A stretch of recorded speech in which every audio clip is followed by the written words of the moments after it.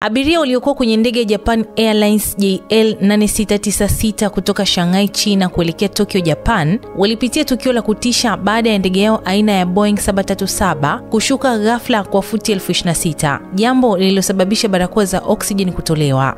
Abiria walidhani ndege ilikuwa karibu kuanguka. Baadhi yao waliokuwa wamelala waliamka kwa mshtuko, huku wengine wakiandika wosia na kutuma ujumbe kwa wapendwa wao ukiambatana na taarifa binafsi kama namba za siri za benki na maelezo ya bima.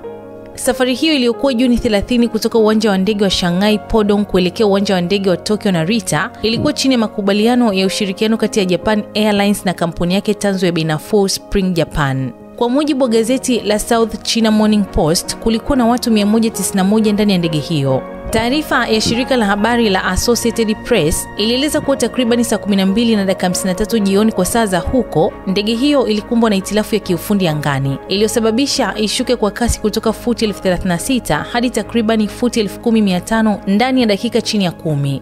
Ripoti hiyo pia ilisema kuwa wakati ndege ilipokuwa inashuka, alama ya onyo kuhusu kushuka kwa msukumo wa hewa ndani ya ndege iliwashwa na rubani alitangaza hali ya dharura kisha kuelekeza ndege kutua uwanja wa ndege wa kimataifa wa Kansai huko Osaka. Barakoa za oksijeni zilijitokeza mara moja kutokana na kushuka kwa msukumo wa hewa ndani ya ndege. Video kutoka ndani ya ndege hiyo zinaonyesha abiria waliokuwa na hofu kubwa wakiwa wamevaa barakoa, huku mhudumu wa ndege akitoa maelekezo ya usalama.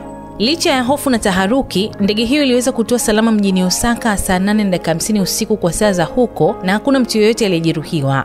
Tukio hili linaongeza wasiwasi unaoongezeka kuhusu usalama wa ndege zinazotengenezwa na kampuni ya Boeing. Mwezi uliopita, ajali mbaya ya ndege ya Boeing iliyokuwa safarini kutoka Ahmedabad kwenda London ilisababisha vifo vya watu 275.